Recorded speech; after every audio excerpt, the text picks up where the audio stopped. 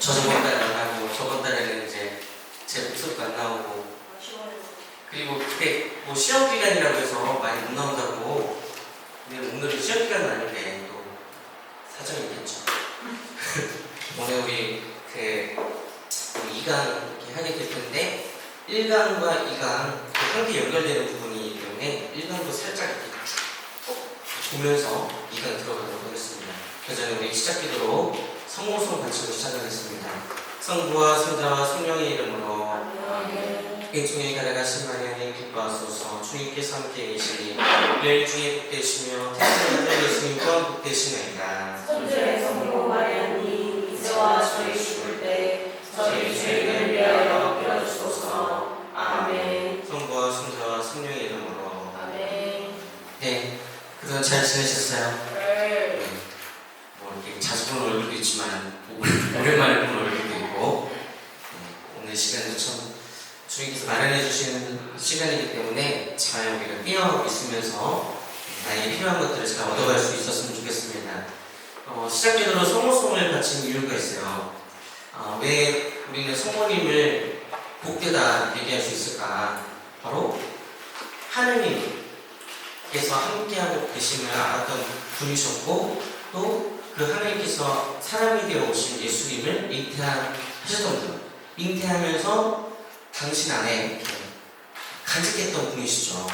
그래서 우리가 저번 주 월요일날 교회 어머니 복되신 공정마리아 기념일도 보냈었는데 이거는 이제 교황님 프란시스 교황님께서 제정하신 날이에요. 우리 교회라는 것도 에클레시아, 아로구나는 여성들이거든요. 그러니까 교회라는 것도 성모님, 어머니를 본받아서 그런 남성성이 아니라 여성성을 지닌 그런 존재로서 품어줄 수 있는 어떤 그런 존재가 되어야 된다, 이런 의미를 가지고 있어요. 그리고 그 품어줄 때 가장 중요한 것은 더 큰 사랑의 가치를 알고 있는 것이 중요해요. 이것이 잘못되고 이것이 옳고 이런 것보다 더 큰 가치는 그 사람을 사랑하는 마음, 그 마음이 정말 중요하다는 생각이 듭니다. 그리고 이 사랑은 하느님이시기 때문에 사랑하는 마음을 간직하는 것이 우리가 신앙인으로서 하느님을 이렇게 모신 성전으로서 살아가는 것이잖아. 그런 생각들을 가지고 있으면서 한번 우리가 이것부터 보도록 하겠습니다. 우선에 저번에 했던 거 생각하면서 한번 볼게요. 네, 창조주하느님 이렇게 배우면서 했던 것, 빛이 생겨라 하셨다. 근데 어둠을 없애신 게 아니라 빛을 만드신 것이다. 이게 중요하다고 했어요. 죄라는 것도 없애는 것이 아니라 더 큰 사랑의 가치를 깨달음으로써 죄를 씻어내는 것이다. 그러니까 어떻게 보면 어둠 안에 우리가 갇혀있을 때 그 어둠 속에서 빛나는 어떤 빛을 발견하는 것이 더 중요하다.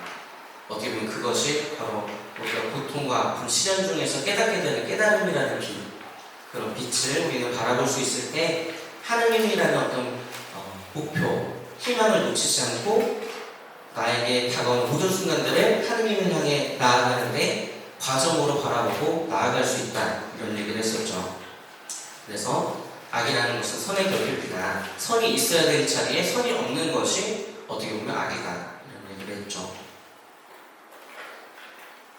그래서 하느님에 대한 가능성이 중요하다. 그래서 빛이신 하느님이 항상 우리 임마누엘 하느님으로서 우리와 함께하고 계시는데 우리는 그 빛을 향해 바라보고 있는지 아니면 등을 지고 생긴 그림자를 바라보면서 나는 어둠밖에 없구나, 나에게 왜 이렇게 고통밖에 없지, 시련밖에 없지 하면서 한탄하고 있는지. 중요한 것은 다시금 뒤를 돌아서 하느님을 바라보는 것이 중요하다. 이 얘기는 조금 있다가 한번 다시 하겠습니다. 그래서 어둠은 공간을 보이지 않게 하지만 빛은 공간을 뻔히 드러나게 한다. 빛을 만든 하느님께서도 그 공간을 이제 채우고자 하시는데 먼저 꼴을 만드시고 그 꼴에 맞는 것들을 이렇게 채워주고자 하셨어요. 그래서 옛날에 유대인의 그 사고관, 세계관에서는 이런 모습, 궁창이 있고 그 다음에 밑에 땅이 있고 바다가 있고 그리고 궁창에 여러 빗물체들이 걸려져 있고 그 궁창을 중심으로 위에 물과 아래 물이 나눠져 있고 그래서 1일, 2일, 3일은 창조의 과정으로서 이제 꼴을 갖추는 시간. 그리고 1일이 4일과 연결되고 2일이 5일과 연결되고 3일이 6일과 연결되고 이렇게 숨이 상가는 거. 그래서 1일날 꼴을 만들어지는 부분이 이제 4일날 해, 달, 별이 만들어지면서 채워지는 그런 과정들. 그리고 7일날 하나님께서 복을 내리고 거룩하게 하시면서 쉬셨죠. 이게 어떻게 보면 안식일에 담길 수 있는 의미다. 그래서 1일부터 6일까지 하나님께서 만드신 피조물, 이 창조물들의 질서를 재정립한 시간이 바로 7일, 복을 내린 시간이었어요. 그래서 하나님께서는 당신의 우상으로 인간을 이렇게 만드셔서 또 이 당신이 어떤 가지고 있는 이 사랑의 창조 질서를 유지할 수 있도록 인간에게 그런 능력도 주셨죠. 그래서 우리는 지배하는 것이 아니라 함부로 막 다루는 것이 아니라 그 질서를 잘 유지할 수 있도록 내가 생명을 돌보고 살리는 것, 그게 바로 우리에게 맡겨주신 하나님의 뜻, 안식일에 담겨져 있는 의미라고 또 살펴볼 수 있었어요. 그래서 이렇게 구분되고 채워지고, 그리고 구분된 것들 안에 채워지면서 그것이 다 일치를 이룰 수 있는 일곱째 날. 그래서 7이라는 것이 완전함을 의미한다. 그래서 7번 되풀이라는 하나님께서 보심이 좋았다라는 표현도 그때 문학적 표현으로서 이렇게 사랑의 창조 질서가 잘 이루어졌을 때 하나님의 뜻, 생명을 돌보고 살리는 일들이 쭉 이어질 수 있다. 이런 것들을 말하고 있었죠. 그래서 우리가 창조 질서, 정말 중요한 것을 우리가 놓치지 않을 때 우리에게 다가온 것들을 질서 지을 수가 있어요. 그리고 가장 중요한 것은 사랑의 가치입니다. 그래서 사랑이신 하나님을 우리가 바라보고 나에게 주어진 것들을 그 최종 목적지에 갈 수 있도록 우리가 사용을 해야 되는데, 하나님을 향유하면서 나에게 주어진 것들을 사용해야 되는데 우리는 곧잘 나에게 주어진 것들, 세상이 바라보기에 좋은 것들을 우리는 향유하게 되면서 하나님은 그런 것들에 필요한 어떤 사용하는 어떤 그런 모습도 우리가 바라볼 수 있는 우리의 모습들, 그런 것들도 한번 생각해 볼 수가 있었어요. 그래서 명심수련 얘기도 하면서 무질서한 애착, 이런 얘기도 했었죠. 그래서 무질서한 애착은 나를 중심으로 내가 좋아하는 것들을 더 사랑하고 더 가지고 싶은 욕구인데, 거기서 불편심, 불편하다는 게 아니라 어떤 편협한 마음을 갖지 않는 마음. 그래서 나에게 주어진 것들 안에서 가장 중요한 하나님에 대한 가치를 놓고 어떤 것에서도 기울어지지 않으면서 흔들리지 않는 것. 어떻게 보면 변하는 세상 속에서 변하는 것에 대해 눈을 두기보다 변하지 않는 하나님에 대한 반응을 놓치지 않고 그분께서 원하시는 사랑의 길을 걷는 것이 어떻게 보면 가장 중요한, 우리 삶 안에서 중요한 것이다. 그리고 왜 하나님께서 사람을 창조하셨을까? 당신의 모습으로 만든 사람이 당신이 만든 창조물을 어떻게 다루는지 보면서 당신을 더 잘 알기 위해서, 더 사랑하기 위해서 사람을 만드셨어요. 그러니까 우리가 감사송에서도 이제 신부님께서 하는 미사 안에 감사송에 이런 내용이 있죠. 우리의 어떤 노력들, 이런 것들이 하나님의 영광, 이런 것들이 도움이 되는 건 아니에요. 그렇지만 그런 노력들이 우리의 구원에 영원한 생명을 얻는데 우리에게 도움이 된다. 그래서 하나님께서는 우리를 창조하신 목적이 당신을 더 잘 알기 위해서고, 우리는 하나님을 향해 나아가는 그런 노력들을 통해서 또 하나님께서 말해주신 영원한 생명을 얻을 수가 있다. 그래서 사람에게 내리신 권한, 창조 질서, 창조하신 세상을 하나님 뜻대로 다스리는 권한. 그래서 하나님의 뜻은 안식일에 담겨진 의미고 생명을 돌보고 살리는 일이다. 그래서 사람을 창조하고 나서 주셨던 어떤 양식들도 보면 씨라는 것들이 있다. 그래서 씨라는 것은 생명을 돌보고 살리는 어떤 것. 그냥 방치하면 씨로 그냥 끝나지만 씨를 잘 심고 돌보고 가꾸면서 우리는 이 씨를 통해서 열매를 얻고 또 열매를 먹고 내 생명을 유지할 수 있고 또 그 열매는 다른 사람에게 주어져서 그 사람의 생명을 또 살릴 수가 있고, 그래서 이 씨를 살리기 위해서는 땅에 이렇게 심어야 되잖아요. 그래서 이것을 가꾸는 사람에게 이제 이 어떤 일이 맡겨졌다라는 의미도 이 아담이라는 뜻에 담겨져 있어요. 그래서 아담도 보면은 사람, 어원은 흙이라고 우리가 볼 수가 있습니다. 그리고 아담의 어떤 갈비뼈를 가지고 하와를 이렇게 만들어주셔서 짝을 만들어주셨죠. 그래서 하와는 모든 것의 어머니라는 뜻을 가지고 있어요. 그래서 갈비뼈라는 것도 사람의 오정육부를 보호하는, 생명을 돌보고 살리는 어떤 그런 역할을 하는 어떤 부분이잖아요. 그래서 아담의 단순한 협력자를 만들어주신 것이 아니라 아담을 살리고자 또 이렇게 하와를 만들어주셨고, 또 하와도 아담도 하와를 잘 돌보고 가꾸면서 서로가 일치를 이루는, 그러면서 이제 사랑의 속성을 얘기했었죠. 서로 다른 세상이 하나가 되고자 하면서 또 상대방이 서 있을 자리를 마련해 주는 거. 그래서 여기서 우리는 성부, 성자, 성령, 하나님께서도 성부, 성자, 성령, 우리 이제 내일 3일째 때 주기잖아요. 그래서 세 위격을 가지고 있으면서도 구분되지만 분리되지 않는 하나를 이루는, 그래서 우리가 하나님의 사랑이다. 각각의 일치를 이루면서 각각의 위격을 마련해주는 어떤 그런 부분들. 그래서 누군가를 내가 사랑한다면 내가 좋아하는 것을 강요하는 것이 아니라 그 사람이 좋아하는 것을 내가 먼저 살펴보고 함께하고자 하는 마음이 들 거예요. 그래서 예수님에 대한 부분들, 예수님은 안식일을 아무것도 하지 않는 것이 아니라 계속해서 생명을 살리고 돌보는 일을 그렇게 하셨다. 그래서 우리는 안식의 주인이다 라고 이렇게 표현도 있죠. 그래서 이제 안식일에 손이 오그라드는 사람을 고치시다. 한쪽 손이 오그라든 사람인데, 어떻게 보면 자기가 한쪽 손이 오그라들었으면 이 손을 맘만 먹었으면 잘 감추고 살았을 거예요. 주머니에 손을 넣든지 안 보이게. 우리가 가지고 있는 어떻게 보면 컴플렉스라고 볼 수 있어요. 누구한테 보이고 싶지 않은 내 모습. 하지만 그 아픈 손 때문에 이 사람은 예수님을 만났죠. 그래서 어떻게 보면 우리가 가지고 있는 나약함, 그런 약함들을 내가 그분 앞에 꺼내놓을 수 있을 때 그것을 통해서 우리는 예수님을 만나는, 하나님을 만나는 체험들을 이렇게 하게 된다는 거예요. 그래서 오늘 우리가 배우게 될 하느님의 죄와 벌, 그리고 자비, 이런 부분들도 내가 가지고 있는 죄와 벌을, 우리가 고해성사도 마찬가지죠.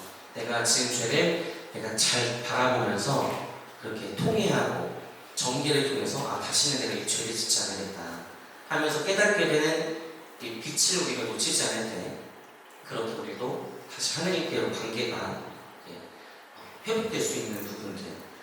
그래서 내가 고해를 짓는 것들이 내가 죄를 지은 거, 하나님과 멀어진 상태를 고백하는 거지만 그 안에서 깨달은 것들이 있다면 그것들을 통해서 우리는 하나님을 더 만나게 되는 거니까.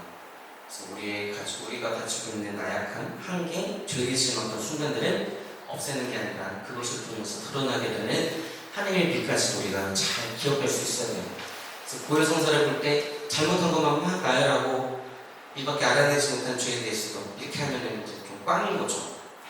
그러면서 죄를 고백하고 그럼에도 불구하고 하나님께서 저를 이렇게 사랑해 주시고 이런 부분들을 깨달을 수 있었다라는 부분들도 말할 수 있는, 그게 이제 배점적인 고해성사가 되는 거예요. 좀 이따가 우리가 살펴보겠지만 인간적인 눈으로 바라보는 것은 어떤 한계가 있지만 그것을 통해서 하나님께서 나에게 무엇을 말하고자 하실까, 거기까지 우리가 좀 나아갈 수가 있어야 돼요. 이것을 전에 이제 1회 눈, 2회 눈, 3회 눈으로 좀 이따 한번 살펴보겠습니다. 그래서 정리해보자면 하나님의 뜻은 생명을 돌보고 살리는 일. 그래서 단순히 하나님께서는 빛부터 시작해서 사람을 차례대로 만든 것이 아니라 사랑의 질서를 보존하고 당신의 뜻이 이루어지도록 그렇게 차근차근 창조를 하신 것이다. 그래서 창조에 구분은 있지만 분리하진 않으셨어요.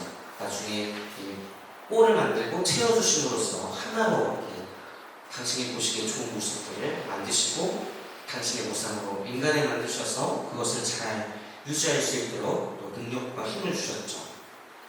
그래서 인간은 하나님의 창조사업에 동참할 수 있는 존재다. 그리고 이 부분들도 저번에 살펴봤는데 이 부분은 2강에서 보겠습니다.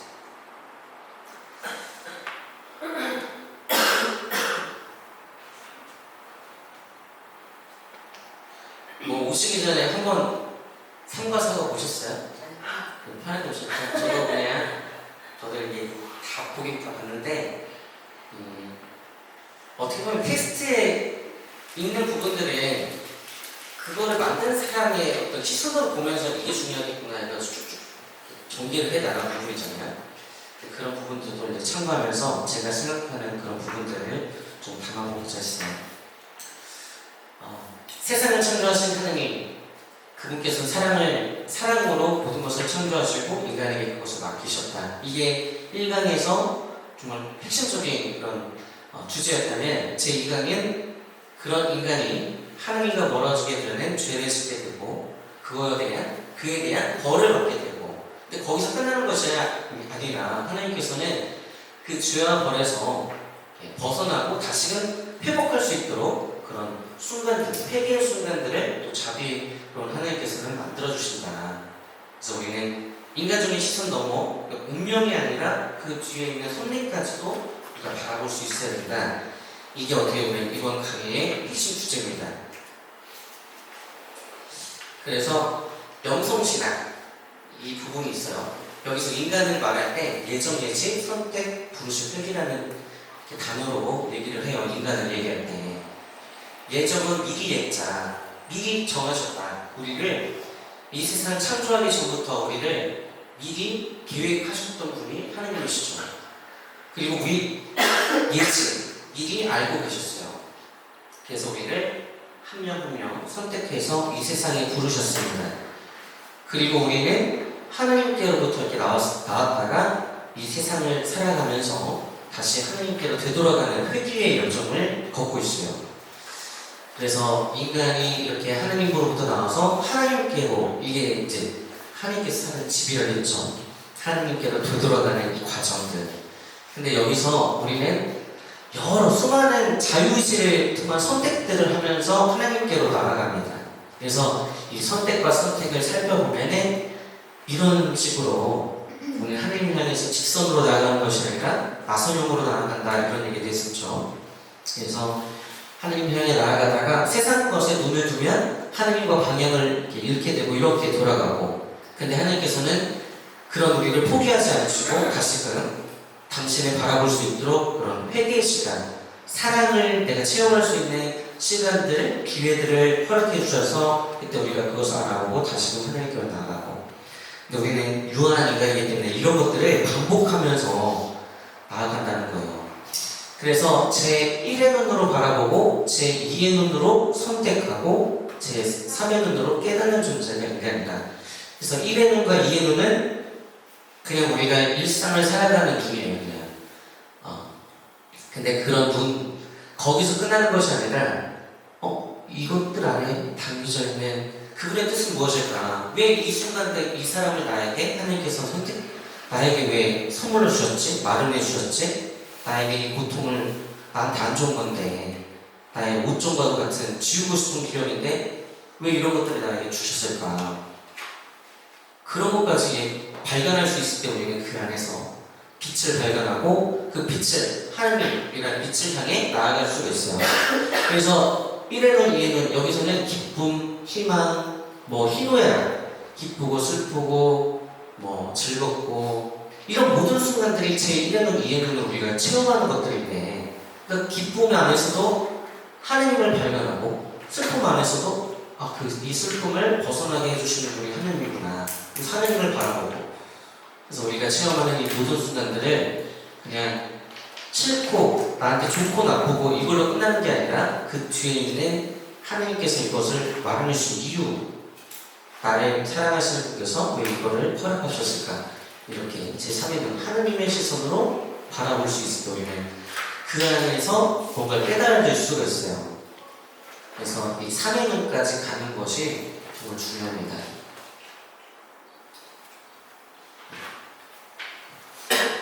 그래서 우리가 하나님이라는 방향을 놓치지 않고 나아갈 수 있을 때 우리는 죄를 지는 인간이지만 복을 또 얻을 수 있는 인간으로 나아갈 수가 있어요.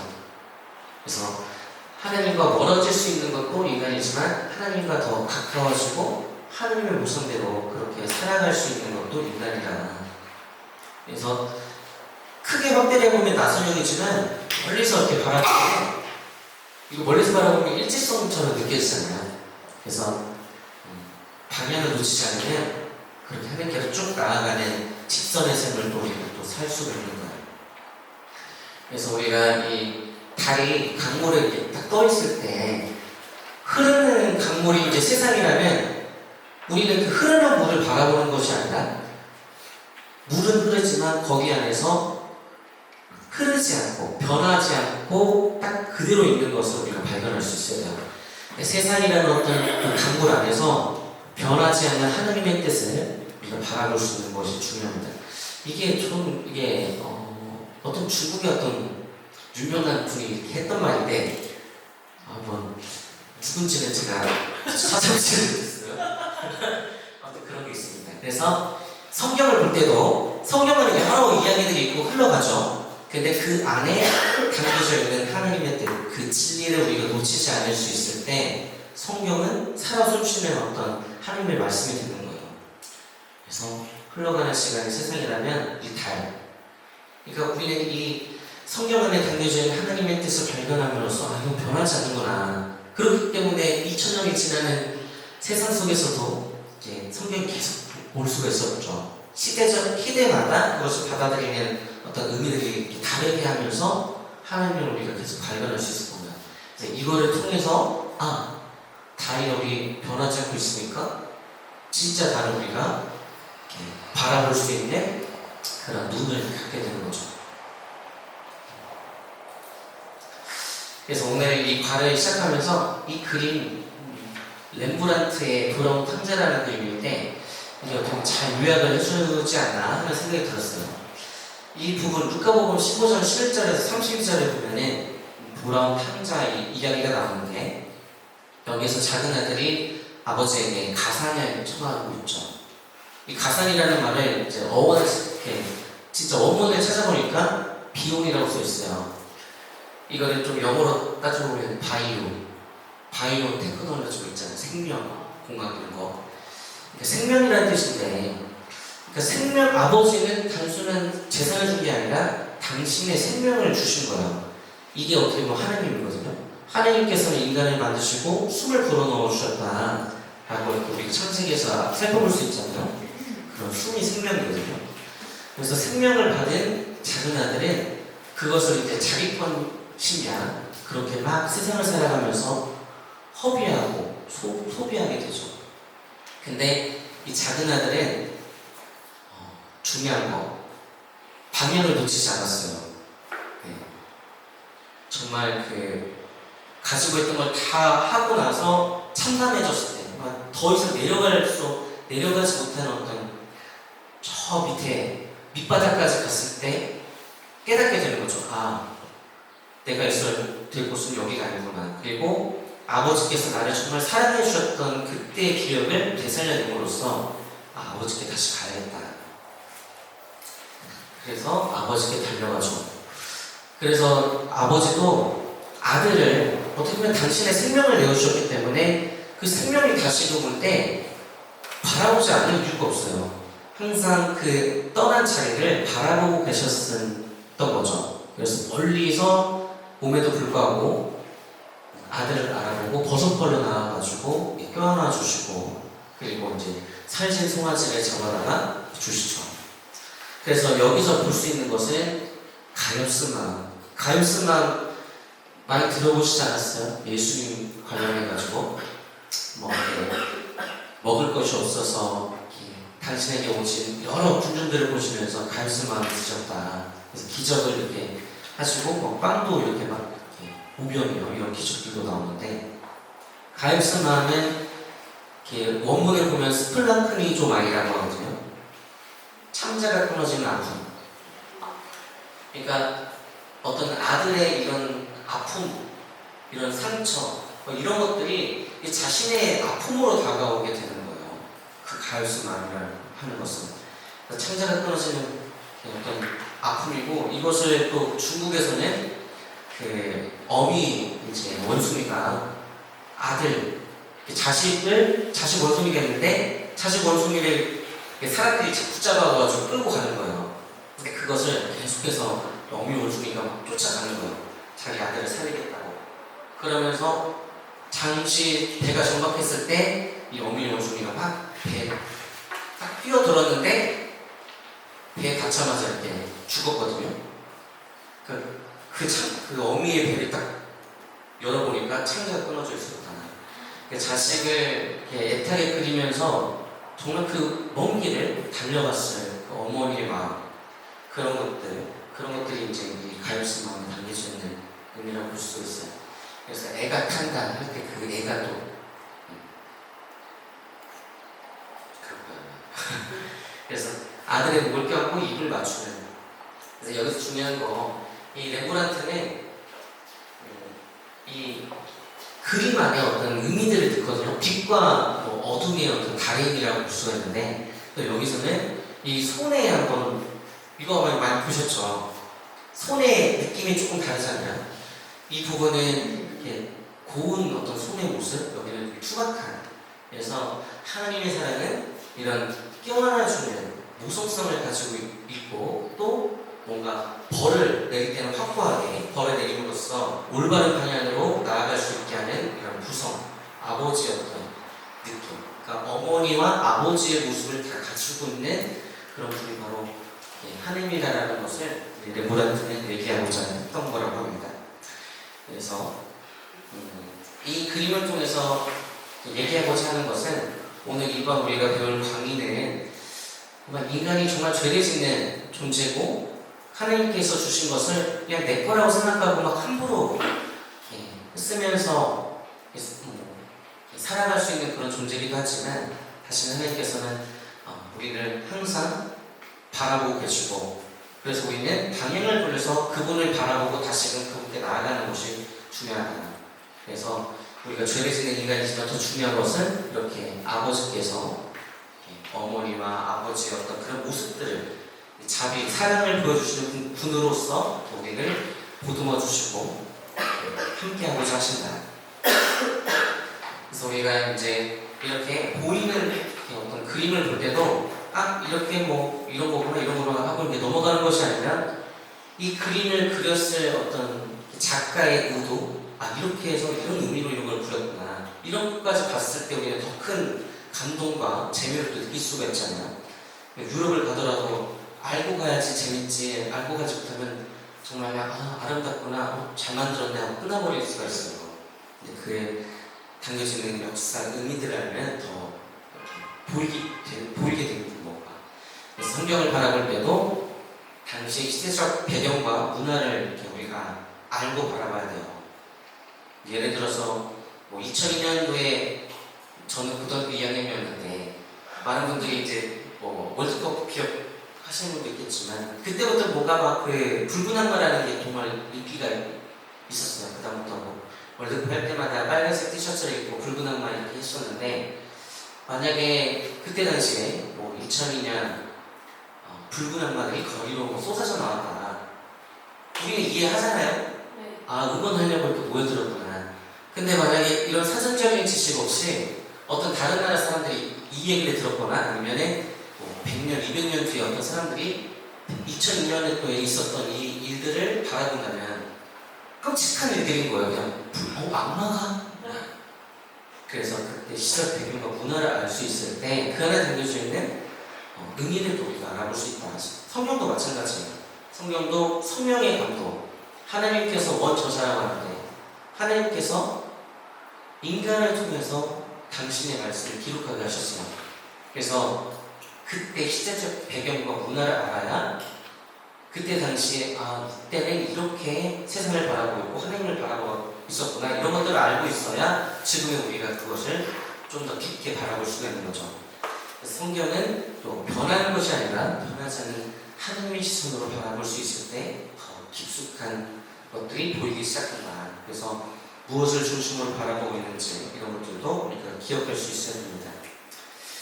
그래서 지는 해를 바라볼 때도 이건 좀 쉽게 설명하려고 써놨는데, 일의 눈으로 바라본다는 것은 그냥 눈으로 그냥 바라보는 걸 그대로 받아들이는 거예요.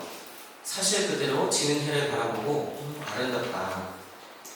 제2의 눈은 나의 상상, 직관, 이성을 통해서 이 지는 해를 바라보고 아름답다고 하는 거예요.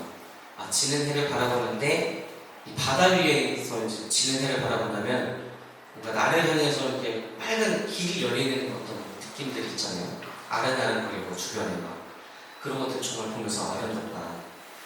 삼의 눈은 이 아름다운 것을 내가 바라보면서 아름답다고 한다면 내가 왜 이것을 아름답다라고 얘기할 수 있을까? 그 근원, 그리고 이 아름다운 것을 누가 만들어 주셨을까? 그 기억까지 바라보는 것이 제3의 눈. 그래서 보고, 설명하고, 맛보기. 그래서 우리가 1의 눈으로 바라보고 2의 눈으로 뭔가 판단하고 생각하고 3의 눈으로 깨닫는 것.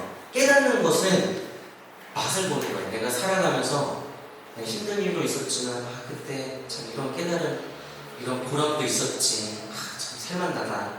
살만난다라는 것을 그때 좀 표현할 수 있지 않나 그런 생각도 해보게 됩니다. 또 다른 예는 결석을 했을 때 누가, 아니면 누가 늦게 왔을 때 왜 친구가 지각을 했다면 왜 지각을 했을까? 지각한 것은 제 1의 눈이고 2의 눈은 왜 지각을 했을까? 어디 아픈 것은 아닐까? 무슨 일이 생긴 건 아닌가? 제 3의 눈은 하나님께서 내가 이것을 왜 생각하게 해주셨다면 내가 이에게 가서 뭘 하기를 원하실까? 그렇게 하느님까지 내가 바라볼 수 있는 것. 이것이 이제 3의 눈까지 가는 거죠. 그래서 이렇게 우리가 1의 눈, 2의 눈, 3의 눈까지 바라볼 수 있을 때 이런 우리가 아까 살펴봤던 것처럼 꼴을 갖추지 않은 것들이 꼴을 만들어지고 채워지면서 하나님께서는 7일 하나로 만들고자 하셨다. 왜 하나로 만들고자 하셨을까? 인간이 왜 이것을 다 맡겨주셨을까? 하나님을 생각하면서 이것을 다시 바라볼 수 있을 때 이게 그냥 단순한 텍스트가 아니라 내가 살아가는 이 시대 그리고 내 삶의 이야기가 될 수 있는 거죠. 그래서 세상 창조의 의미는 혼돈에서 질서롭게 변화 그리고 하나님은 아직도 나를 창조하고 계신다. 우리가 단순히 하루하루를 살아가는 것이 아니라 하루하루를 살아가면서 겪게 되는 어떤 순간들, 경험들, 만남들, 깨닫게 되는 것들, 이런 것들을 통해서 우리는 하나님을 향해서 나아가는 존재로서 계속해서 창조되는 거예요. 꼴이 우리는 완전하지 않습니다. 그렇기 때문에 빈 마음이라는 것도 내가 꼴을 만들어야 하나님께서 나에게 주시고자 하는 것들을 채워 넣을 수가 있어요. 그래서 우리는 창조를 향해 나아가는 존재라는 것을 깨닫고 그렇게 해서 채우려고 하는 것보다 비워내려고 할 때 하나님께서 그것을 당신께서 채워주시는 거죠. 아까 좀 이따 살펴보겠지만 인간이 지은 죄는 뭐냐면 하나님과 같아지려고 하는 거예요. 하나님께서 채워주실 건데 나에게 필요한 것을, 근데 우리는 나에게 좋은 것을 하나님께 막 뜯어내려고 하거든요.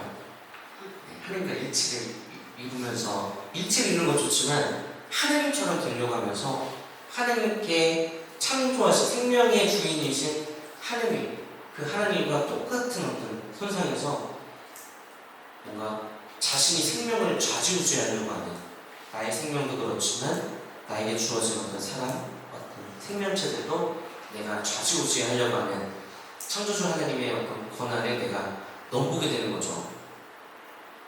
그런 것이 이제 죄가 될 수 있다. 창조의 완성을 위해 내가 할 일은 말씀에 순종하는 것이다. 그러니까 비워내는 거죠. 내가 생각하는 것이 아니라 그분께서 나를 위해서 생각하시는 것들을 무엇일까? 그러면서 내가 순종을 해서 받아들이는 거.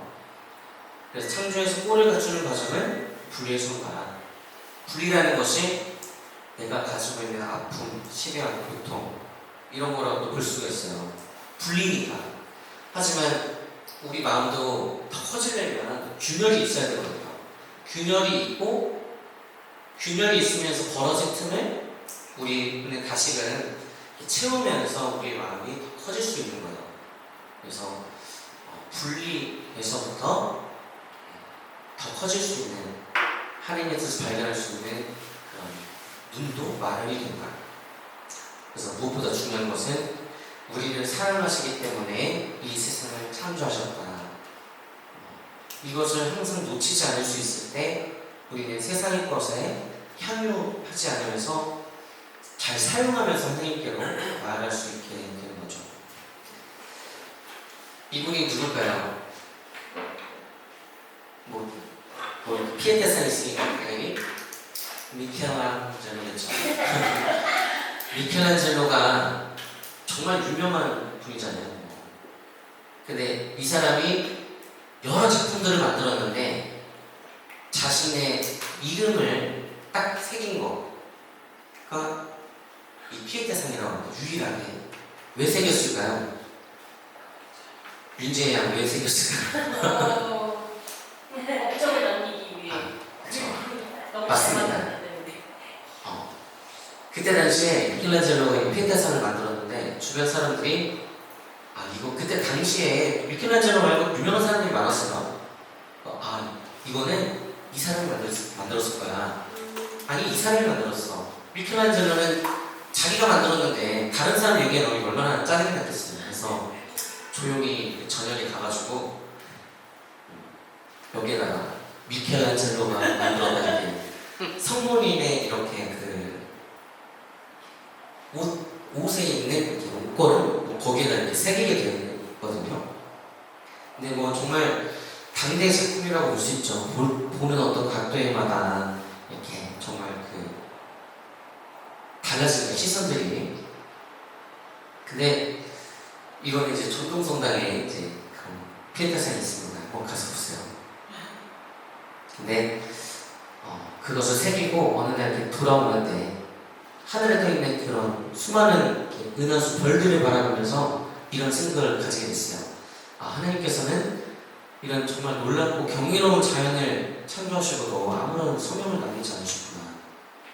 이런 고백을 하면서 그다음부터 자신이 만든 어떤 조각물과 작품 안에 자신의 소명을 남기지 않았다고 합니다. 그래서 유일하게 미켈란젤로 소명이 남겨져 있는 게 피에테상이라고 해요. 근데 피에테상이 제가 살펴보니까 한번 파괴가 된 적이 있었어요. 훼손이 된 적이. 그때가 어떤 호주에 살던 사람이었는데 자신이 부활하신 예수님이라고 고백하는 어떤 그 사람이 이제 로마에 와가지고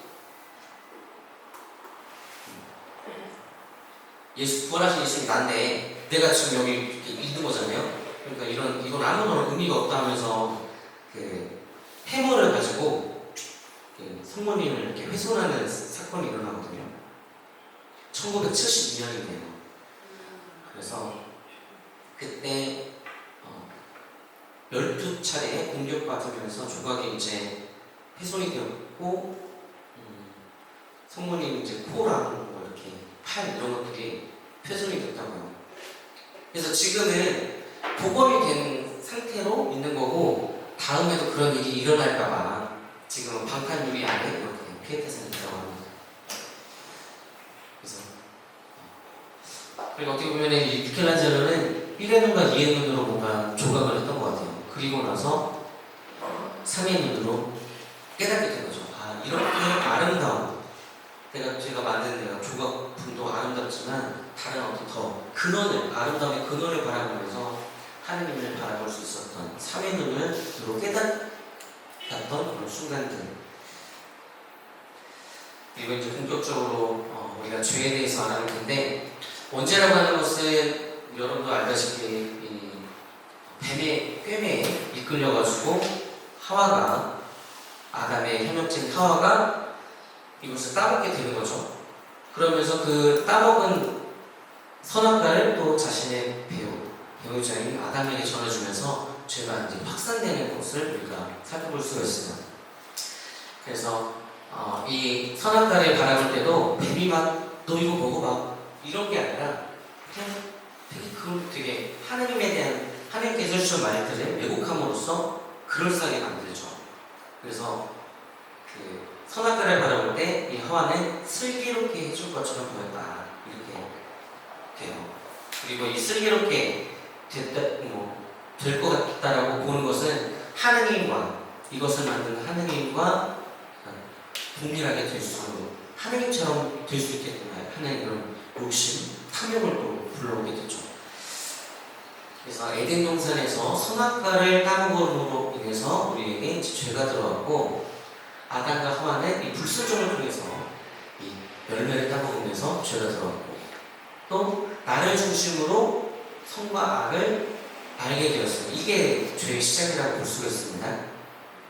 그래서 선악과는 그냥 하나의 열매예요. 하나님께서 보시기에는 그냥 에덴 동산에 있는 생명나무 옆에 있는 또 중요한 나무, 열매 하나로 보셨던 건데 이것을 먹음으로써 우리는 이제 나를 중심으로 나에게 좋은 것, 나에게 안 좋은 것, 선과 악으로 나누게 되면서 악에서도 선을 이끌어주시는 우리 하나님인데 우리는 악에서 그냥 하나님께서 안 계셔.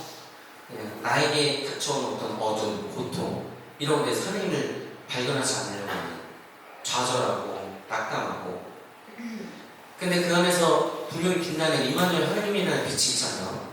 그 빛을 바라보지 못하게 하는 그래서 악에서도 선을 이끌어주는 하나님인데 악에서 하나님을 안 찾으려고 하니까 하나님과 멀어지게 되고 그럼으로써 죄가 발생하는 거예요.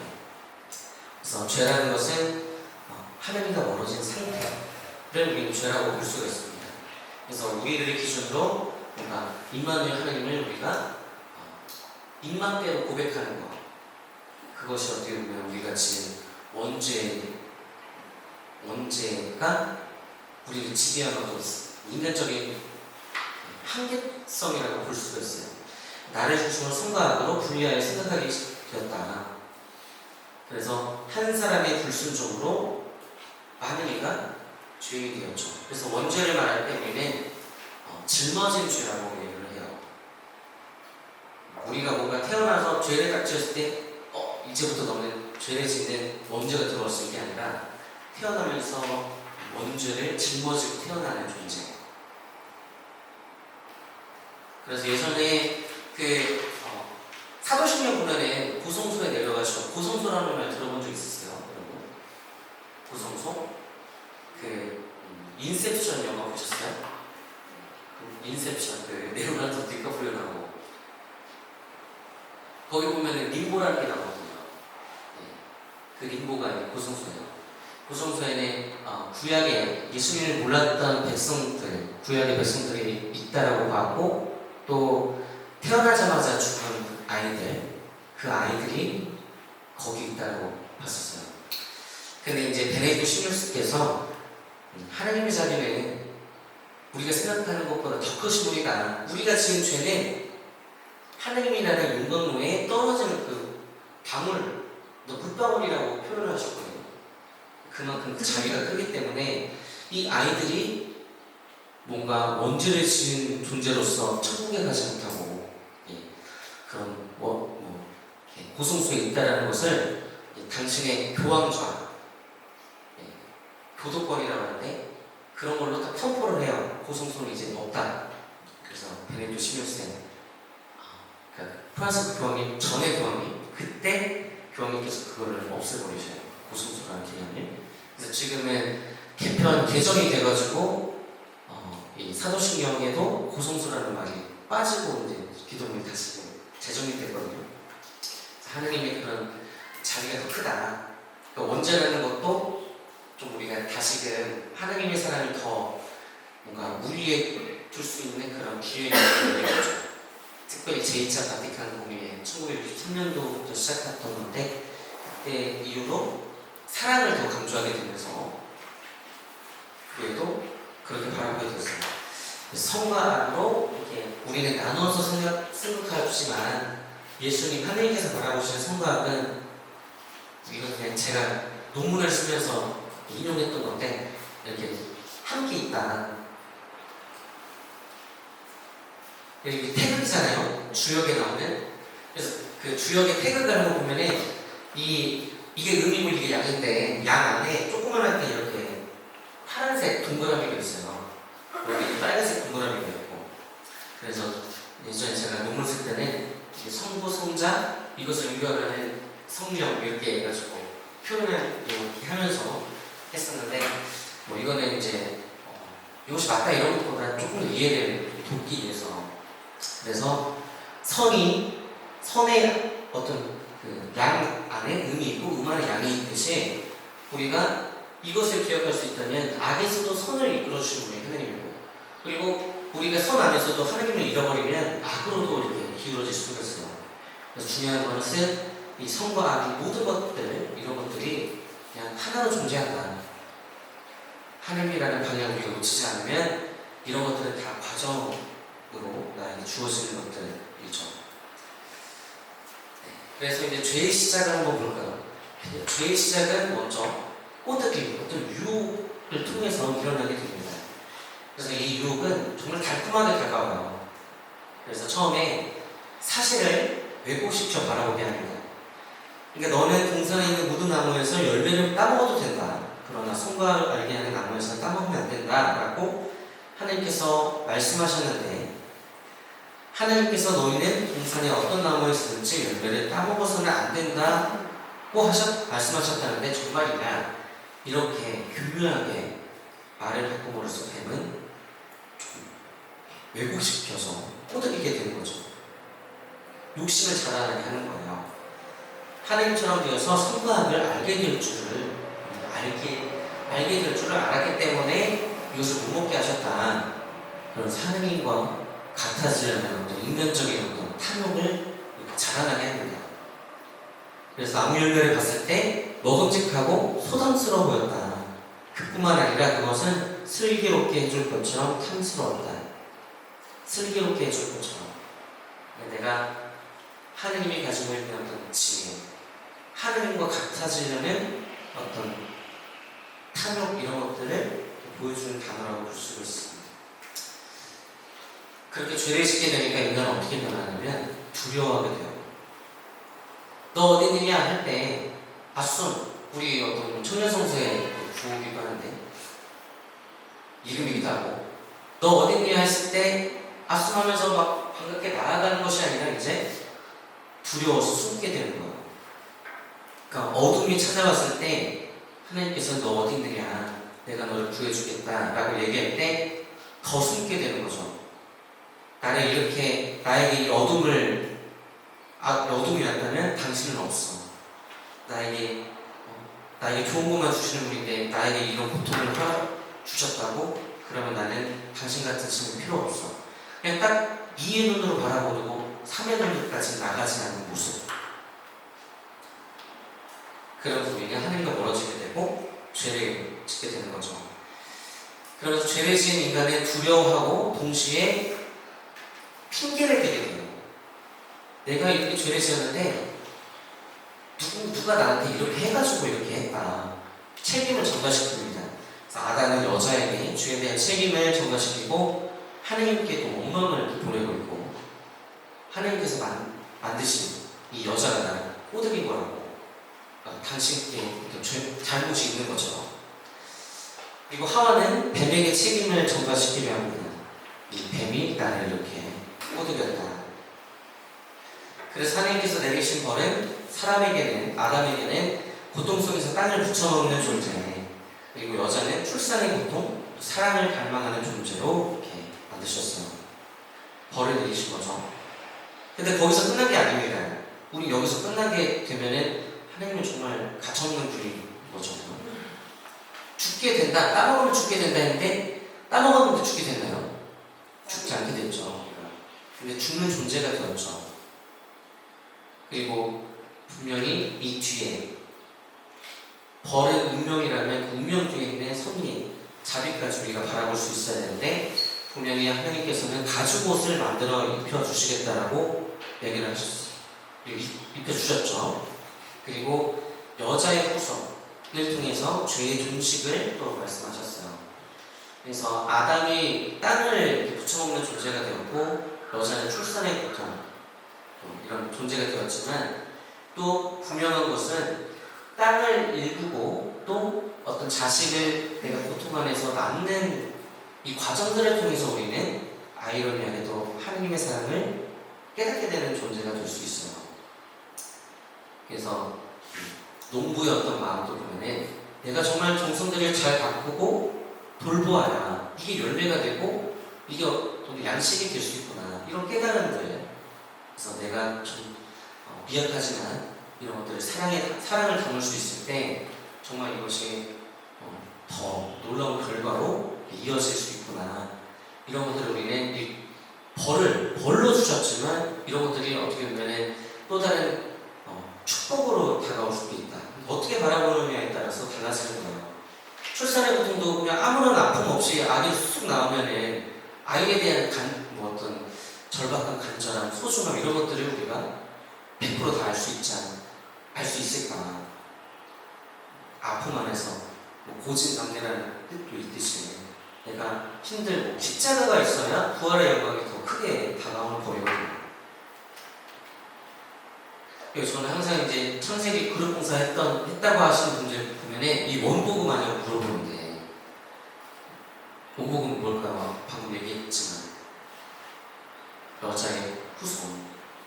그래서 여자의 후손이 뱀의 머리를 밟고 근데 그 뱀의 후손은 또 뒤꿈치를 불고 막 이런 얘기 나오잖아요. 그러면서 자세히 여러분들 살펴보면 이제 성모상 집에 큰 거 있는 분들 보면은 성모님이 이렇게 뱀의 머리를 밟고 있는 그 모습 본 적 있어요?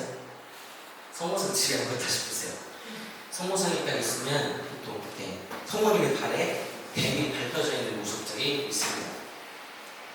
그래서 이 원복음은 복음, 기쁜 소식이잖아요.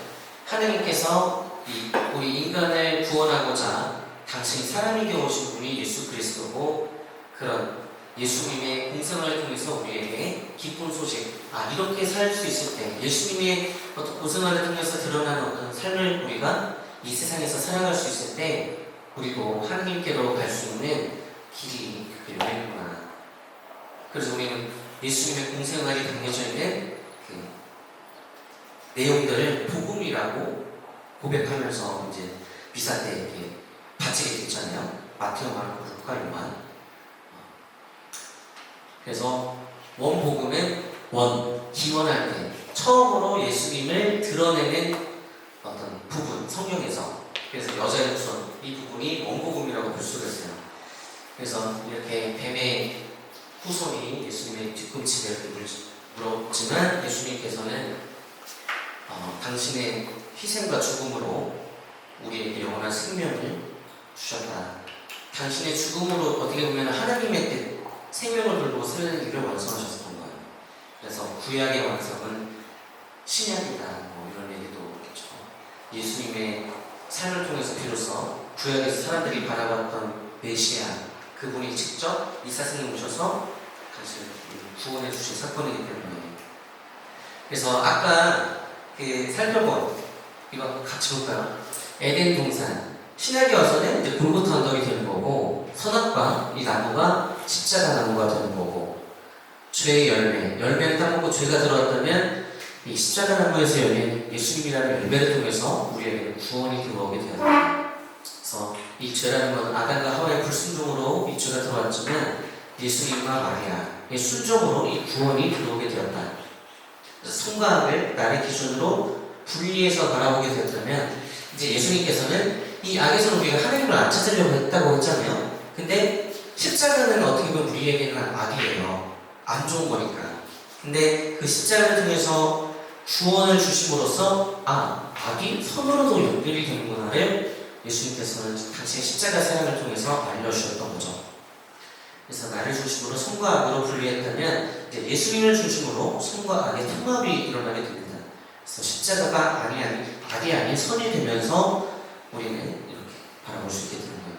그래서 한 사람의 불순종으로 많은 이가 주인이 되었지만 로마서 5장 19절에서 20절에 보면 한 사람의 순종으로 많은 이가 의로운 사람이 되었고 또 죄가 많아진 그곳에 은총이 충만히 내렸다. 이렇게 나와있어요. 그 3토요일 날 예식 끝나고 나서 부활 찬송 다 경험 있으시죠? 엄청 긴 노래 부르시잖아요.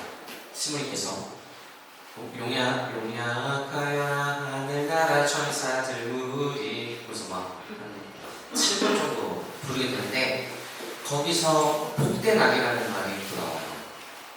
복된 악. 어떻게 보면은 십자가에 달리신 예수님은 악이라고 볼 수가 있죠. 고통, 어두움. 근데 그것을 통해서 우리에게 구원을 말해 주셨기 때문에 복되다 말할 수 있는 것이고, 또 아담이 지은 죄가 있었기 때문에 예수님이라는 분이 오셔서 우리에게 영원한 구원을 말해 주셨기 때문에 아담이 지은 죄, 그 죄가 복되다라고 또 표현하는 그런 내용도 있어요. 그래서 중요한 것은 우리가 어디를 향해 바라보느냐. 하나님을 향해서 바라볼 수 있다면 나에게 주어지는 모든 것들은 그냥 하나님께서 주신 것이기 때문에 그 안에서 그분의 뜻을 계속 발견할 수 있으면 되는 거예요.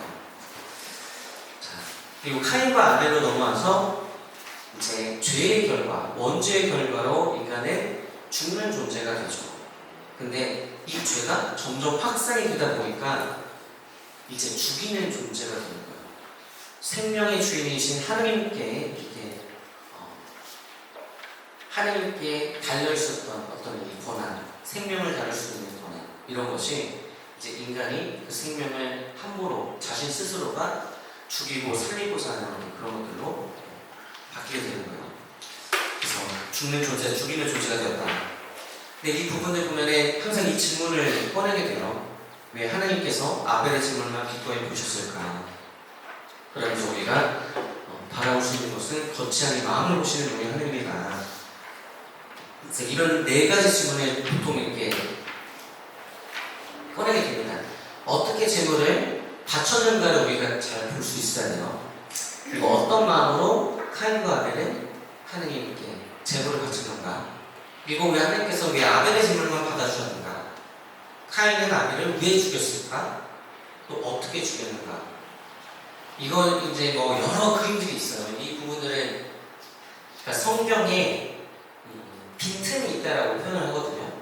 그래서 시대가 흐를수록 그 시대에서 강조하는 어떤 시대적 표징, 흐름, 그 안에서 사람들은 성화를 통해서, 그림을 통해서 그것을 메꾸고자 했던 거예요. 그래서 이거는 간단한 그림이지만 이 카인과 아벨 그림만 해도 정말 수백 장이에요, 진짜. 인터넷 쳐보면.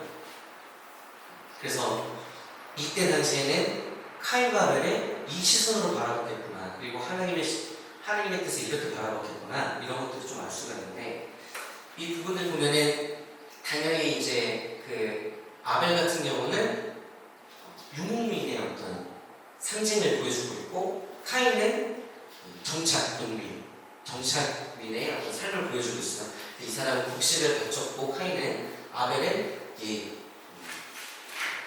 어린 양과 앞에 국기를 앞에 이거 뭐라고 하는 거 맞죠? 양 뭘 바쳤는가? 양떼 가운데 앞배들과 그 국기름을 바쳤다라고 하고 있고, 카인은 땅의 소출을 바쳤다고 하고 있어요. 그래서 이 보면은 이게 카인이고 이거 아벨이고 이게 아벨이고 카인이잖아요. 그런데 보면은 이 마음을 볼 수가 있어요. 무릎을 꿇고 있고 카인은 이렇게 무릎을 꿇고 있지 않고 또 간절히 기도하고 있고 그냥 해쳐야 되는 어떤 일로 그냥 바라보고 그냥 후딱 그리고 남을 의식하게 돼요. 제가 뭐라고 했나. 그리고 여기서 중요한 것은 곡식을 베었다면 뭘로 곡식을 베었겠어요? 낫이잖아요. 몽둥이로 때를 잡는 어떤 그 그림도 있고 낫으로 이렇게 딱 하는 그런 장면들도 있고, 이 성화에 보면은 어떻게 죽였는가가 안 나와 있으니까 어떤 거 보면 도끼로 이렇게 하는 것도 있어요. 그래서 이런 것들만 보더라도, 근데 가장 중요한 건 그냥 하나님께서는 왜 카인과 아벨 중에 아벨의 제물을 받았을까? 이게 중요한 게 아니라 하나님께서는 그냥 이것을 선택할 수 있는 자유와 이것을 선택할 수 있는 자유, 그냥 하나님의 어떤 선택의 자유를 우리가 먼저 생각할 수가 있어야 된다는 거죠. 왜 하나님은 우리가 생각하기에 왜 이런 사람을 당신의 선조로 뽑으셨을까? 자기 아내를 막 누이라고 속이고 구차하게 살아가는 어떤 그런 사람의 모습, 장자권을 막 얻으려고 형의 복을 가로채는 야곱의 모습. 근데 그런 게 중요한 것이 아니라 그럼에도 불구하고 하나님은 그런 죄를 짓는 나약하고 보잘것없는 사람을 왜 선택해서 부르셨는지 그런 것들을 우리가 바라볼 수 있어야 되는 거죠. 그래서 저는 이것을 묵상하면서 그 바리사이와 세리의 기도가 생각이 났어요. 여기도 보면은 바리사이는 하나님 앞에서 정말 당당하게 이렇게 꼿꼿이 자신을 드러내면서 이렇게 기도를 하고, 그리고 세리를 이렇게 하나님과의 대화에 기도를 하면서 하나님을 바라보면 될 것인데 주변에 있는 세리까지도 의식하고 있거든요. 저 세리처럼 내가 이렇게 하지 않아서 감사합니다 이렇게 표현하는 그런 부분들도 볼 수가 있고, 근데 세리는 고개를 들지 못하죠. 겸손하고 자신이 보잘것없는 그런 죄인에도 불구하고 하나님께서 자신에게 자비를 베풀어 주신 분으로 고백하는 그런 모습들. 근데 아벨의 모습이 저는 이 세리의 기도 그리고 카인의 모습은 바리새의 기도를 또 연상시키지 않나 생각이 들었어요. 그래서 자신의 재물을 받아주지 않자 화를 내는 카인의 모습을 우리는 성경을 통해서 만나볼 수가 있고, 그때 카인은 들에 나가 아벨을 죽이죠. 그냥 제사를 올리던 그 장소에 죽인 게 아니라 들에 나가서 죽여요. 저는 이 글을 좀 이렇게 무시보다는 소름이 끼쳤는데, 들이라고 한다면은 뭔가 오픈된 공간이잖아요. 그런 오픈된 공간에서 자신의 어떤 동생을 죽였다. 이게 어떻게 보면 하나님에 대한 도전장을 내미는 어떤 그런 부분들이기도 하거든요. 그리고 들에 나갔다면 카인이 아벨을 데리고 나갔을 텐데 아벨은 어떤 마음으로 카인의 뒤를 따라갔을까? 자신의 재물을 하나님께서 받으시고 카인 형의 재물을 받지 않았잖아요. 그러니까 가면서도 아벨은 이 형의 재물을 받지 않았다. 형이 정말 마음이 상했겠구나. 어떻게 위로해주지? 이런 생각을 가지지 않았을까? 근데 카인은 얘를 어떻게 죽이지? 이런 생각을 가지고 정말 공존하는 어떤 그런 순간들이 들에 나가는 어떤 그 과정 안에 또 담겨져 있지 않나 생각하고 묵상거리가 되는 것 같아요. 그래서 카인은 자신의 재물이 받아들이지 않자 희생 제물로 자신의 동생을 하나님께 어떻게 보면은 희생 제물로 삼는 모습. 당신이 제가 이렇게 바친 어떤 복식을 받아주지 않으셨다고요? 그러면 당신이 받아주신 이 아벨, 그냥 저는 이 아벨을 바치겠습니다. 이 정말 오만한 그런 모습들, 정말 소름 끼치는 어떤 묵상거리였어요. 아벨의 제물을 받으신 하나님. 그러니까 아벨이 하나님께 좋은 거잖아요. 그러니까 그냥 아벨을 바쳐버리는 그 카인의 어떤 잔혹함.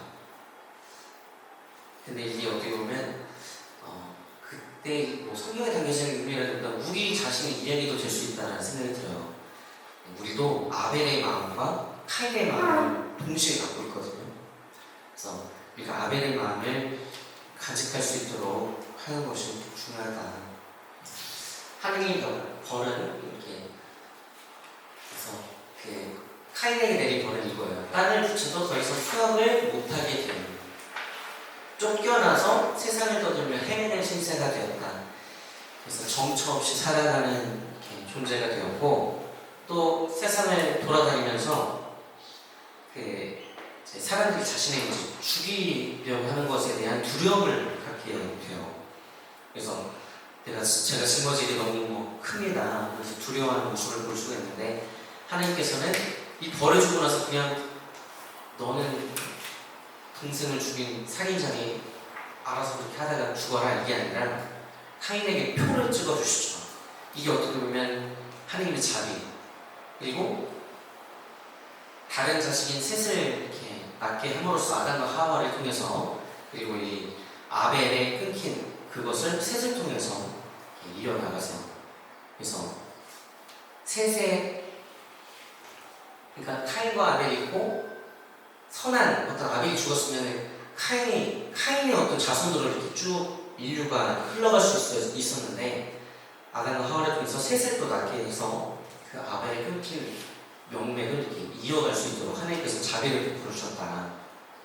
그래서 그때부터 주님의 이름을 받들어 부르기 시작했다라고 성경을 얘기하고 있습니다.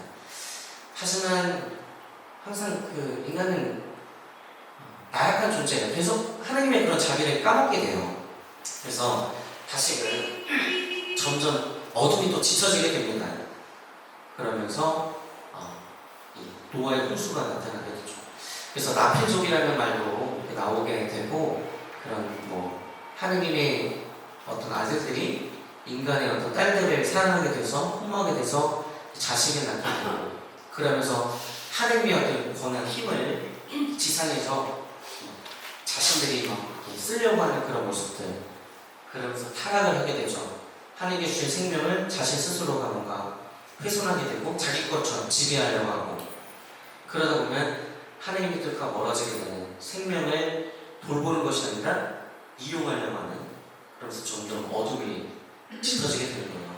그래서 하느님께서는 내가 창조한 사람들을 이 땅에서 쓸어버리겠다 그러면서 40일 동안 땅에 홍수가 나게 하셨어요. 40이라는 숫자 많이 이제 성경을 통해서 우리가 들어볼 수가 있잖아요. 벌써 이제 1시간이 다 되어가는데 40이라는 숫자는 정화의 시간입니다. 어떤 중요한 것을 놔두고 우리의 마음을 다시금 하나님께로 되돌릴 수 있는 정화의 시간. 정화라는 것은 깨끗한 것만 남겨놓고 더러운 것을 없애는 것이 아니라 더러운 것을 깨끗한 것으로 바꾸는 데 있거든요. 그래서 이 세상은 그대로 있는데 그 안에 것들을 다시금 이렇게 재창조하신 거예요. 그래서 창세기 1장은 새로운 창조라면 이것은 재창조죠. 노아 타락은 했지만 노아만은 주님의 눈에 들었다. 그래서 어둠 속에서 빛나고 있는 이 빛을 하나님께서도 놓치지 않고 이 빛을 더 크게 이렇게 키워주고자 하셨어요. 그래서 한 쌍씩을 노아의 방주에 싣게 됩니다. 한 쌍은 생명을 이루는 최소한의 숫자. 암컷과 수컷. 그것만 있다면 자식을 낳고 그 자식이 또 자식을 낳고 이렇게 점점 늘어나게 되잖아요. 제가 말하고자 하는 이 부분은 여기인데 하나님의 자비, 홍수가 그치고 새로운 삶이 시작됐다. 근데 그 표징으로 나오는 것들이 되게 중요해요. 비둘기가 나오고 올리브 잎이 나오고 무지개가 나와요. 비둘기는 성령으로서 표현되는 부분이기도 하고 그때 당시 사람들에게는 다산과 평화의 상징이기도 했어요. 그런 비둘기가 올리브 잎을 가지고 이렇게 오잖아요.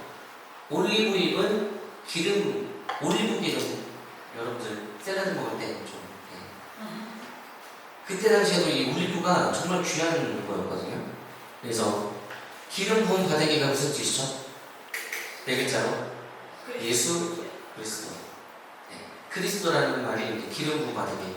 그때 기름은 왕이 되고 뭐 이런 사람들 그런 지위식이 이렇게 해서 왕이 되고 높은 사람이 됐다라는 어떤 그런 선택받은 사람이라는 어떤 뜻으로 하는 것이기도 했는데 이 올리브유 기름을 통해서 이제 내가 너희들을 선택했으니 이제 멸하지 않겠다 이런 뜻으로 올리브유를 보여주고 있고 무지개는 임마누엘의 표징이라고 빨주노초 파란보 구분되지만 분리되지 않는 하나잖아요. 이게 어떻게 보면 사랑이거든요. 서로 다르지만 틀리지 않고 틀린 게 아니라 그냥 다를 뿐이다. 이렇게 그것이 하나를 이루고 있다. 하느님도 나에게 주어진 어떤 시련과 고통, 기쁨과 슬픔, 즐거움 이 모든 순간들 각각 구분을 할 수 있지만 이런 것들이 그냥 하나님께서 계시는 하나의 순간 임마누엘로 하나님께서 존재하고 계신다. 이것을 어떻게 보면 무지개를 통해서 내가 세상 끝날까지 어떤 순간이라도 너희와 함께 있겠다 이런 표징으로 무지개를 이렇게 보여주신 것이지 않을까. 이 부분은 다 저의 묵상이 섞여 있는 거니까 그럼에도 불구하고 이제 카인의 후손이 아닌 셋의 후손으로 또 노아를 선택해서 불러주신 그 노아의 자손들, 선한 사람들이잖아요. 그럼에도 다시금 이렇게 어둠이 또 짙어지게 돼요. 바벨탑 사건이 일어나게 됩니다. 그래서 바벨이라는 것은 혼돈이라는 뜻을 가지고 있어요. 무질서한 상태. 하늘까지 탑을 세워서 이름을 날리고 흩어지지 않게 하자라는 인간의 욕심이 담겨져 있어요.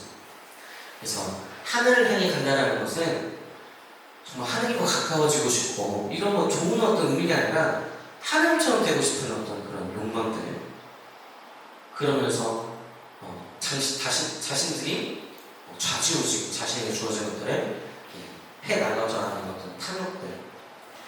근데 이 탑을 헐는 것이 아니라 하나님께서는 말을 뒤섞어 버리셨어요. 그러니까 흩어져 버리게 되는 거죠. 근데 항상 이렇게 벌은 있지만 이것을 우리가 어떻게 바라보느냐에 따라서 또 하나님의 자비도 이렇게 우리가 바라볼 수 있거든요. 사람들이 한 곳에 모여 있으니까 이것을 흩어놔야 온 세상에 또 당신의 어떤 선택한 민족들이 퍼지게 되는 거잖아요.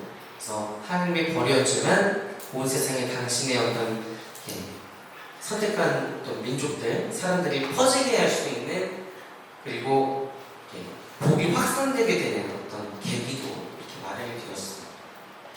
그래서 창세기 12장에 우리가 다음 과부터 이렇게 배우게 되는 부분이지만 바벨탑 이후에 하나님께서는 그들을 그냥 내치신 게 아니라 훗날 아브라함이라고 불리게 될 아브라함을 부르셨어요. 그리고 복을 약속하시죠. 세상의 모든 민족들이, 종족들이 너를 통해 복을 받을 것이다. 그래서 아브라함은 높음, 아브라는 게 이제 아버지라는 뜻을 가지고 있거든요. 우리나라 말로 비슷하죠. 아빠, 아버지. 그 아바의 높음이라는 뜻을 가지고 있습니다. 높은 아버지. 그런 아버지에서 함이 붙어가지고 아브라함이 됐는데, 함은 라함. 하몬을 주가 아브라함이 됐는데, 하몬은 이제 많은, 높음이 아니라 높은 것은 위로 쭉쭉 올라가는 건데, 많음은 좀 옆으로 좀 퍼지면서 이렇게 많은, 한 사람을 선택해서 그 사람을 높게 바라보는 거, 그게 중요한 게 아니라 이제 그 사람이 모든 사람에게 퍼질 수 있도록 모든 민족의 아버지가 되게 해주셨어요. 거의 다 끝나갑니다. 그래서 이 한 사람을 통해서 하나님께서는 당신의 뜻을 이루고자 하셨어요. 저도 지금 여러분들 이렇게 나와 있지만 이렇게 숫자가 적지 이런 거에 저는 연연해 하지 않습니다. 우리 본성부와 얘기도 했지만 왜냐면 한 사람 한 사람을 통해서 하나님께서 더 큰 일을 하셔요. 아니 그 전능하신 분께서 왜 아브라함 한 명 뽑아가지고 그렇게 했겠어요. 그냥 뽑을 때는 왕창 뽑아가지고 당신의 뜻을 널리 퍼뜨리면 되는데 그 한 사람, 우리가 생각하기에 보잘것없고 하찮게 여겨지는 그런 것들 안에서도 하나님의 뜻을 발견할 수 있으면 바쁜 것들도 당연히 하나님의 뜻을 발견할 수 있게 되는 거예요. 그래서 당신께서 모든 시대와 공간을 초월해서 우리 세상이 멸망할 때까지 모든 인류를 구원하시고자 선택하신 것도 한 명의 사람이었죠. 한 사람의 불순종으로 죄가 들어왔지만 또 한 사람의 순종으로 모든 인류에게 이제 구원이 온 것처럼 예수 그리스도도 그렇게 탄생을 하게 되신 거예요. 그래서 예수는 하나님을 구원해 주신다는 뜻을 가지고 있고 그리스도는 기름 부음 받은 이 구세주라는 뜻을 가지고 있어요. 그래서 예수 그리스도를 합치면 임마누엘이 됩니다. 하나님께서 구원해 주시는데 구세주로서 구원해 주신다. 여러분들 이거 보면은 기름과 물이 딱 물에 기름을 떨어뜨리면 섞여요, 안 섞여요? 안 섞이잖아요. 그런 것처럼 세상이라는 물, 거기에 우리는 기름과 같은 존재가 될 수 있어야 된다. 하나님께 선택받은 기름 부음 받은 이로써 우리도 이 세상 안에서 세상과 섞이지 않으면서 세상한테 하나님이라는 방향을 이렇게 제시해 줄 수 있는 그렇게 기름과 같은 사람이 될 수 있어야 되고, 그렇게 살아가는 어떤 방법을 당신께서, 예수 그리스도 당신께서 당신의 삶을 통해서 보여주셨죠. 그래서 드러내고자 하시는 것은 언제나 이렇게 함께 있다. 죽게 구분되지만 분리되지 않는, 세상과 분리되지 않는 하나로서, 그래서 우리는 임마누엘 하나님을 드러내는 빛과 소금의 역할을 하면서 세상을 살아가야 된다. 그러면서 예수님은 한 사람이지만 주님 승천 대축에 우리 저번에 성령 강림 대축이라고 이제 3일차 대축일을 해 나아가는데, 주님 승천 하늘로 올라가셨잖아요. 하나님께서, 예수님께서. 그 하늘의 공간적인 개념이라고 우리 초등학교 애들이 생각하지만, 여러분들은 하늘을 공간적인 개념이 아니라 상태적인 개념으로 생각할 수 있어야 돼요. 하늘은 하나님께서 계신 곳입니다. 하늘에 계신 우리 아버지. 그러니까 우리 아버지 하나님께서 계신 곳이 하늘이고, 하늘에 올라 전능하신 천주성부 오른편에 앉으셨다는 것은 이제 예수님께서 하느님 곁으로 가셨고, 그분의 힘, 오른편이라는 것은 그때 당시에 어떤 권능과 힘을 의미하거든요. 그러니까 하느님의 어떤 힘을 가지게 되었다. 하느님께서 계시는 곳이 어디냐? 라고 했을 때 우리는 우리 마음이라고 표현하잖아요. 우리는 살아계신 하나님 성전입니다라고 얘기하는 것처럼, 그러니까 하나님, 예수님께서 멀리 떠나가신 것이 승천이 아니라 저 멀리 하늘에 계시니까, 멀리 떨어져 있으니까 우리가 하나님, 예수님을 찾으려면 하늘을 바라봐야 되고, 뭔가 그럴싸하고 화려하고 근사한 데서 하나님, 예수님을 찾으려고 하는데, 알고 보면 멀리 떠나가신 것이 아니라 이제 우리 각자의 마음으로 오셔가지고 늘 함께 임마누엘로서 함께하고 하시고자 그렇게 승천하신 것이다. 그리고 자신이 승천하시고 나서 각자의 마음에 성령을 보내셨어요. 그게 바로 아드님이에요. 예수님께서 이제 각자 성령으로서 우리 각자에게 오신 것입니다. 그래서 우리는 살아계신 하나님의 성전입니다라고 얘기를 하고, 또 성령의 성전입니다라고도 이제 얘기를 하고 있죠. 그래서 바벨탑 이후에 흩어진 민족들을 예수님께서 이제 성령을 내려주셔서 우리를 하나님께서 계신, 성령께서 계시는 성전으로서 하나로 만들어주고자, 일치시켜주고자 하셨다는 거예요. 그래서 우리는 승천과 성령을 또 이렇게 한꺼번에 예수님을 통해서 함께 바라볼 수 있어야 된다. 그래서 정리를 해보자면, 우리 인간은 하나님께로 나아가는 이런 여정에 있고, 그런 여정은 희노애락이 함께 있다. 그래서 항상 중요한 것은 하나님께 대한 방향을 우리가 놓치지 않는 거다.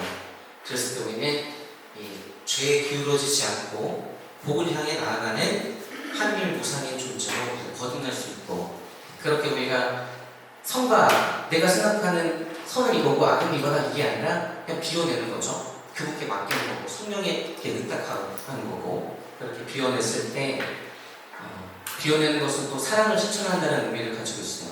나에게 주어진 달란트를 이웃 안에 계신 하나님께 씀으로써 나를 비워내고 그분 사랑으로 다시 채우면서 우리는 결국 나를 비워내고 하나님을 채우면서 하나님과 일치되는 삶을 살아갈 수 있고, 그게 어떻게 보면 마지막에 지복직관이라고, 복을 딱 바라보고 이게 복인 것을 알게 되는 상태, 그게 우리가 만나게 되는 하나님과의 일치, 영원한 생명, 구원, 지복직관의 상태, 이렇게 교회는 하나님과의 일치되는 인간의 상태를 얘기합니다. 여기까지 이제 3과 4가 제가 이제 목사만 통해서 정리한 부분이었고, 이 부분들은 제가 이제 영상도 녹화하고 있고 PPT도 드릴 테니까 나중에 글 공부 하게 되거나 집에 가서 복습할 때 보시면 좋을 것 같아요. 나눈 질문은 3과 4과에 두 개 있었어요. 그래서 총 4개인데 그거 그대로 준비를 했습니다. 그냥 이게 다 잘 담겨져 있는 느낌이 들었어요. 그래서 1번 같은 경우는 너 어디 있느냐? 라고 하나님께서 아담과 하와를 부르고 있을 때, 아담과 하와는 죄를 지었기 때문에 숨어 있었죠. 근데 너 어디 있느냐? 알면서도 물어보신다는 것은 그들이 깨달을 수 있는 시간을 또 마련해 주시는 하나님의 어떤 자비로운 순간일 수도 있거든요. 그래서 이런 것들을 우리가 바라보면서 내 잘못 앞에서 나는 어떻게 행동하고 있는지, 그리고 그 죄를 하나님께서 어떻게 이렇게 죄의식은 나지만 어떻게 나에게 당신을 바라볼 수 있는 시간을 마련해주고 하시는지, 그러니까 죄를 벗어나서 용서까지도 하나님의 어떤 뜻을 우리가 바라볼 수 있어야 되는데, 그런 경험들을 좀 나눠보면 좋을 것 같고요. 그리고 이번 같은 경우는 죄를 짓게 돼서 벌을 받게 되지만, 이 벌이 벌로 끝나는 것이 아니라 우리가 그 벌을 하나님께서 주신 어떤 순간 선물로 받아들일 수 있을 때 그것이 축복이 될 수가 있어요. 그런 경험이죠. 저 같은 경우는 최근에 아버지가 이제 대장암에 걸리셨었는데 2018년도 그때 이제 가족이 되게 힘들었는데, 그 고통과 시련 속에서 아버지가 하나님의 뜻을 찾는 그런 모습들을 저는 보게 됐는데, 그게 저한테 정말 사제로서 살아가는 힘이 됐거든요. 아버지가 이제 8번에 걸친 수술하고 나서 8번에 걸쳐서 1박 2일로 병원에 들어가서 이제 검사도 하고 이렇게 하는 것이 있어요. 그걸 뭐 검사라고 하죠. 검사 8번. 그 수술 받고 나서 하는 것도 있잖아요. 갑자기 생각이 안 나는데, 근데 그거를 할 때 아버지가 진복팔단 8가지 곡이잖아요. 그래서 그 진복팔단에 한 구절씩을 가지고 가서 곡성을 해서 노트를 만드신 게 있어요. 그래서 마음이 가난한 사람인데, 그거는 처음에 1박 2일 입원하셨을 때 그것을 가지고 나서 이렇게 묵상을 하셔서 마음이 가난하다는 것은 무엇일까? 그리고 내가 지금 가지고 있는 아픔, 그것이 하나님께서 주신 어떤 순간이라면 나는 어떤 것들을 체험하고 있는지, 가족에 대한 소중함 이런 것들을 또 깨닫게 되시고, 그런 것들을 막 적으셨던 그 노트가 지금 이렇게 한 권 있는데, 사제가 되고 나서 저한테 그 노트를 이렇게 주시더라고요. 읽어보라고. 아직까지 못 읽었습니다. 그때 당시에는 이제 내가 너무 울컥할 것 같아가지고, 근데 지금은 완쾌하시고 더 건강해지셨어요. 그래서 다시금 달라고 해가지고 한번 읽어보자 하고 있습니다. 3번, 노아는 타락한 시대에 살면서도 하나님의 뜻대로 믿음에 충실한 삶을 살아갔다. 말씀에 따라 방주를 완성할 때 노아의 어려운 상황들, 그러니까 신앙인으로서 우리가 세상을 살아갈 때 정말 보잘것없는 것처럼 사람들이 얘기할 때가 있거든요. 너 그거 뭐 어떤 스펙이 된다라고 성당을 그렇게 주말마다 나가고 교리교사라고 청년성서라고 너 취직하는데 그게 뭐 얼마나 도움이 돼? 근데 우리는 취직을 위해서 이런 세상에 성공하고자 이런 것들보다 변하는 세상 속에서 변하지 않는 하나님을 알고 채워가면서 정말 그 행복 안에 내가 살다가 하나님께로 되돌아가기 위해서 지금 이런 신앙을 갖고 이렇게 신앙생활을 하는 거잖아요. 그래서 그런 변하는 세상 속에서 변하지 않는 하나님을 채우고자 하는 내 삶이 충돌을 일으키고 갈등을 겪게 되는 어떤 순간들이 있다면 얘기를 해보면 좋을 것 같아요. 그리고 4번에 바벨탑을 쌓았던 사람들처럼 스스로 높아지려고 했던 자만, 교만, 명예욕, 권력욕 이런 것들이 이야기해보고 그때 들었던 감정, 그리고 그 이후의 느낌들. 그러니까 분명히 높아지려고 했던 것은 아까 말했던 것처럼 죄에 기울게 되는 순간이잖아요. 근데 그런 걸로 통해서 내가 이제 깨닫게 된 것들, 그리고 그 순간을 통해서 하나님의 뜻을 내가 알아보게 되었던 순간들이 있다면 그런 순간들을 한번 얘기를 해보면 좋을 것 같습니다. 1시간 시간이 참 금방 가네요. 오늘 마침 기도로 여러분들 항상 마침 기도 할 때 이제 성부, 성자, 성령 나와 있는 영광송 얘기 많이 하게 되죠. 이 안에 담겨져 있는 뜻이 바로 임마누엘이거든요. 영광, 하나님께 대한 영광이, 성부, 성자, 성령이 하나님께 대한 영광이 처음 세상을 창조하신 그 처음부터, 그리고 지금 이 순간, 그리고 항상 세상이 끝날 때까지 영원히 함께하기를 우리가 기억하면서 모든 순간 임마누엘 하나님께서는 우리와 함께하시면서 우리를 돌보아 주시는구나, 이것을 마침기도록 봉헌하는 겁니다. 그래서 영광송으로 이 시간 마치고 이제 간단히 나누는 시간 갖도록 하겠습니다. 성부와 성자와 성령의 이름으로 아멘. 영광이 성부와 성자와 성령께 처음과 같이 이제와 항상 영원히 아멘. 성부와 성자와 성령의 이름으로 아멘. 네, 수고하셨습니다.